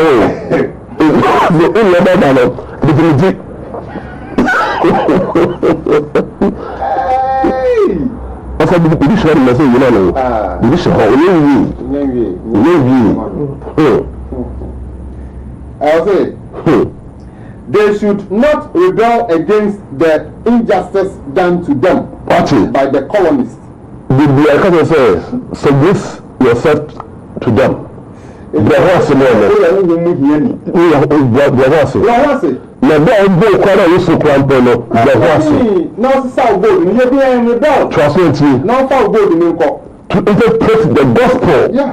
Quite. I say make them always meditate on blessed be those that weep cry for theirs is the kingdom of heaven. Watch it. This is what ọdún bẹ́ẹ̀ tirẹ̀ o. wọ́n lọ ọmọdé báyẹ bẹ́ẹ̀ tí a sọ́lẹ̀ lẹ́yìn bẹ́ẹ̀ sẹ́ yẹ màá ní ẹ̀kọ́ ìbílẹ̀ kásìtì wọn ni mo. na mọ́kà tí ó lè di àná àbọ̀fẹ́ lọ ọmọ yà sọ́lẹ̀ èmi yìí à èdè bí fẹ́ màá lẹ́bi bíẹ́ ni mo ní ìṣe ìṣègùn mi ho ìṣe mi gbọ́n na àbọ̀fẹ́ ayẹ point sọ́fún bẹ́ẹ̀ dẹ́bi yẹ ọ̀fẹ́ àmàtẹ́rẹ́ ẹ̀fẹ́ mi sàáyé àmàtẹ́rẹ́ bi àmì bi ọ́fíìsì mi bìí ọ̀fẹ́ na sọ́fún ẹni bẹ́ da ebi ayé the choice ètò kọ́ ìlú na àbọ̀fẹ́ hafka pẹ̀lú ẹni ní nyinaa no sleeps no black boy no asɔre ba no ekɔpɔ bua yɛ ma no kɔ admina muhunu adwumabi a usanse no ɔmo ba Africa no obedi yɛ ɛna bi gospel no ɛde bae ɛde bano ɛna nɛ ebi hia saa deɛ na kɛsɛ ɔmo sɛ da kyerɛ yɛn yo saa deɛ a wobɛhu sɛ ɛbosomi du ana ɛma na wabɔ nnuane ne ade na yɛsɛ yɛde kɔma sɔ ɔsɛ convert that blacks ɔsɛ convert that blacks always be means of rape keep their wives in submission for 9 months so they work for you graciously require from them an offering of recognition to you goats chicken eggs each time slave no bibiri no ɔbɛyɛ sɛ ɔsɔfo a odwan a wɔn ni paa no apɛtɛ bi ɔbɛyɛ sɛ paa no yɛ nebia na wo awokɔ no a ne na wo no ɔwɔ no ɛyɛ wo dua bɛsi na bɛbia a wɔn ni paa no sɔfoɔ dua sɔfoɔ dua ɛde kɔ bɛsi ha o yɛsɛ ɛda ɛwuwu mi jɛni jɛnsɛ wapu nyame wapu ne bɔnni adiɛ ɛna jɛsɛ ɛwuwu mi nyɛni. yɛ ko bɛ ne o nto sa ɔyɛ papa no ɛna ekwiri ɔbɔbɔa no ɔyɛ bɛ fɔ da.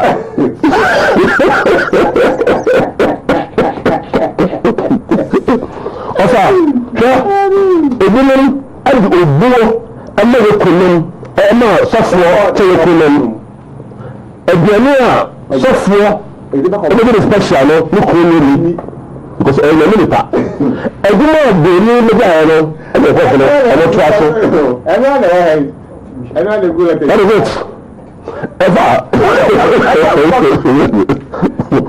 ɔmo taa papa ɔsɔfo no pant ɛde ma no ɛkɔ sɔfo no fie kɔbie sɔfo no fridge mu kɔhwɛ na ɛma no bi okuta pen paper na ne yɛ nose apɔnkye sɛ aka ne sɛ baako kurudi no aka tɛrɛ sɛ yɛne pɛsi no sɛ ɔmo baabi ayɛ 20 ne yɛde ba ɛna aka tɛrɛ pɛnti ɛsɛ yɛntwuma no no yɛhwɛ no sa ɔfa ɛfɛ no papa yɛkɔ abɔɔ ɛfɔ kaa no mmra no na yɛyi ne no gu sɔfo no fridge no sɔfo no fridge no ɛfɛ ɛkɔkɔ experience wei kɔ yɛ awon yɛfɛ no mmra bi na afa ade a yɛho no sɛ ebi tumi ba sɛ ne yere nkwakwa ne yere ma ne kwampo no ɛna ne nim na ne nkɔma yɛ mma hwɛ ɔfa ọbẹbi ọha onye bia onye ka nkwa amani kumu ẹsẹ bí si akasa mission house yìnyín ẹyìn náà mma yi ọfọ ẹwọ ìzọ ọfà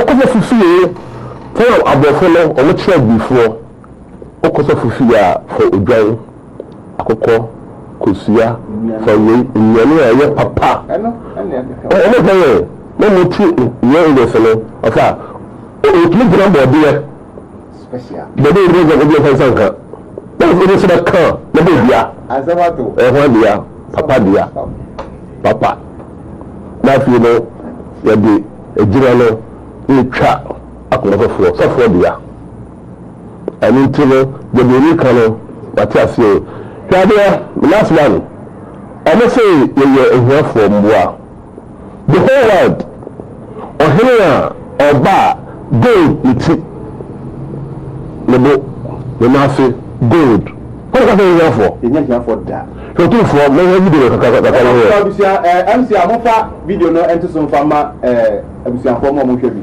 hwe e fo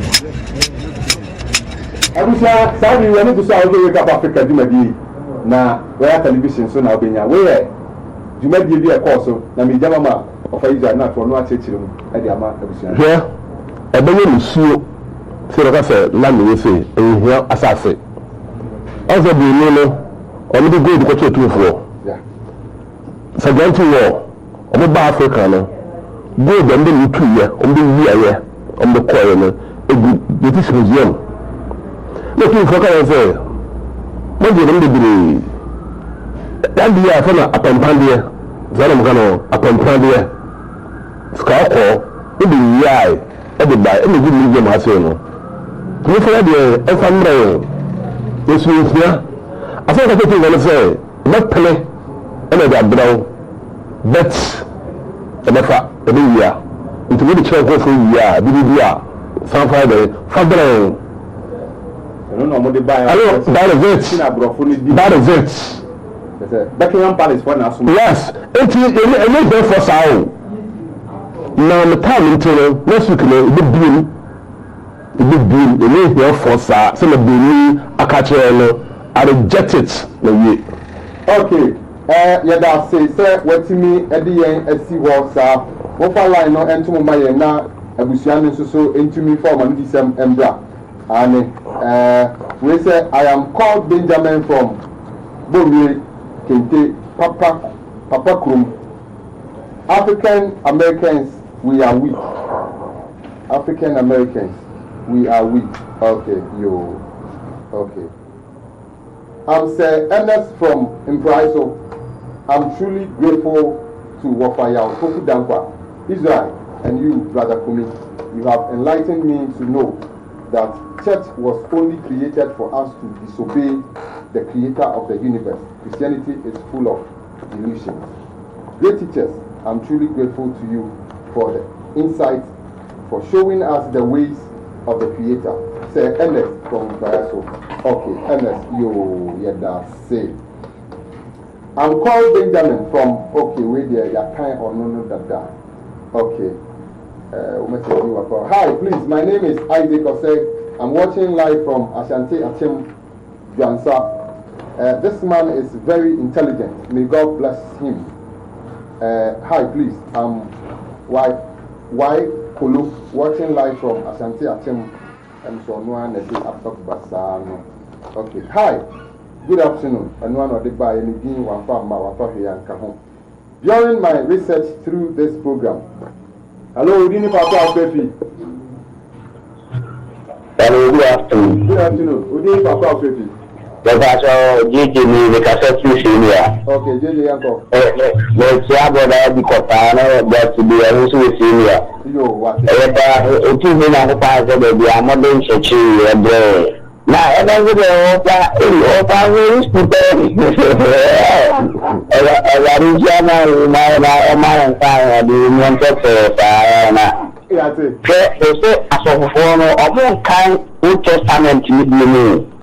you see, you now are kind, you are kind of all New Testament, no one, the middle method is sorry. We need program, we may die that. Okay. During my research through this program, I learned that the first ship that Europeans used to enslave Africans was called Jesus. That is J-joint. European slave union ship. Thank you for opening our eyes. Hello, Udini Papa. Yeah, Pacho, Yeja, Udini Papa Frepi. Your friend could you boy. Yo, young. Ọ̀tọ́ kò fi bọ̀ ní kàtẹ́kì yẹn jì. Mi pàtó yo yẹn kọ, wọ́n ní dísẹ̀ yẹn tí o. Àmì tí a ìgbà ìpínlẹ̀ ní wọ́n fà. Ọgbà di ìṣúná mu náà kàmù lọ, ọ̀tọ́ kò fi bọ̀ yín ni. Yo, ọmọ tí òun kápá ẹ̀. Àmì tẹ́tẹ́ tẹ́tẹ́ sáà, lẹ́nu bí tẹ́tẹ́ wọ́n lè fi bìbí ẹ̀ ó ti fi dùn ní àná. Ọ̀sẹ̀. Yóò ní tòun ní ìpínlẹ̀, ní ìdíbi ọkọ̀ ìdíbi ìṣúná ìdíbi ìṣọ́ ti ní bìrẹ̀ lẹ̀. Ó ti ní dé hẹ̀rẹ̀ paa, ó di ọba àánú abẹ́jì ntẹ̀rẹ̀kyerẹ̀ náà wà kò dé òun hẹ̀rẹ̀ fẹ́fẹ́fẹ́, wáyé, ó ti ní dé hẹ̀rẹ̀ paa. Okay. Hi, I'm Nyakon watching you live from Elmina, Royal TV. You are doing a great job. God bless you. Okay. Where's you say? Munkaila Hussein. Hello, Udini Papa Afrefi. Hello, Udini Papa Afrefi. Hello. Yeah, Udini Papa Afrefi. Hello. Ah, me pese se ya ho. Ọ̀sẹ̀ kò jẹ́ gbòǹsò ààbò. Yo, yanko. Àfọ̀dàdé sọ̀ba. Yé tí o pa yanko. Ọ̀sẹ̀ kò jẹ́ gbòǹsò àfọ̀dàdé sọ̀ba. Nfam sọ ntí a na mo yi na fi so ama yẹ. Okay. Fuseni from Kwame Danso. Thank you very much for educating Ghanaians. Okay, yo. We here. I'll say. Hello, Udini Papa Afrefi. Good afternoon. Udini Papa Afrefi. Okay. Okay, the mechanic, now we say, after now we call for 20 years. Now, we are usually, and I mean, I must be still let it be. Machine later, put our battery. Oh, sorry. Now, we still, I really not be able to come and be able to say, so I'm not very careful. About now, just from service to me. Yeah, but when you say that, I tell Amas all when you look at the family, look at the family, and they look at some letter penna. But if you are look at some that get the enemy picker, I be a mass of it. Now, of course, this soften car of Democrano, not less than 1 million. I can't maintenance, I saw my way. And you see, here, but for you, what can't happen here, or how I can play to you. No ocean, I told me I had only you know, I'm talking and not to have much of no. You can't see you know, about hope. So we be, let's see, you know, become what much or now, what's you know, yo, yeah, that's it. Say also do an December or Pentecost in Yama Echo. I wish you a great day. I tried to call. Okay, so hello. Shalom. Shalom. John Zion, the Pacific Tapa. Okay, Pastor Yetio. Zion. Hello. I'm the program. I'm the man so. Now, Israel air coming. Even from the fall of Africa, Croatia, you can only in the 90s, the plan. Only in Africa, in terms of Noah next year. And the 2 million Colossians, the man can to be to me a body and Mama, I believe the actual Ma, actually, and only other religious peoples. And I said, who could ye simple, not mumbling your money at the dead, you know. Not so for they are solo, a unity. You can make you cry with you, and a flashing position. You got a very capital, I did. It will be timidly said, a baby papa, and you see the most solid yet. You swear more a picture with you, so body of supposed to be you on it. You infect a racing that's all, the generation will what they are. Any enemy that's all, the generation radio. Then I made a most swap, you saw what you are supposed to do, but that could be a real McKinley. Okay. And it's higher state. The grand cherry back on high. Oh, I was gonna for edge also. Okay. Yo, yeah, that's the one December. I see, wait a minute, last one. I see, oh, Africa, my motherland. Wake up from Dada, Takwa. Greetings to you all from Dada. Dada, yeah, Joso. Yeah, that's it. I wish you for aha, and I bring my acquaint, and me a bit you know, about a year. And then, and some are your baby, so no, Munino, Matibi, of a dear room, about summer, a fat. before tumi a ne yɛ wɔ ɛne nneɛma a ɛnam so nti ɛnnɛ ne yɛhu ɛwɔ yɛasetena mu no yɛhu ne nkyɛn na yɛhu no no ɛnome a yɛte mu no nyinaa no na gye sɛ ɛnyɛ saa kɛkɛ ɛnam baabi ɛnam bibi so ɛna de aba ɔfa atwe yɛadwene aba wɔ nyinaa so sɛ ɛbɛyɛ a mene mmienu yɛbɛyɛ na yɛasɔre mpanyinfoɔ a mene di dwuma yɛ wɔfa yɛ ɔpoku dankwa a ɔyɛ executive director de ma ɛkɔ ɛfɛ no Free Mind Movement ɔne ne ba Israel Nkrumah a ɔno nso yɛ national coordinator de ma ɛkɔ ɛfɛ no Free Mind Movement ebi a nneɛma a yɛayɛ wɔ ha nsɛm a yɛaka ɔpɛ biribi nkyerɛmu bi nsɛmbisa bi ana biribi biara frɛ number wɔ 0244686557 0244686557 na gye nkyerɛmu biara ɔpɛ me a medi dwuma deɛ mu kyia me medin ɛne Kofi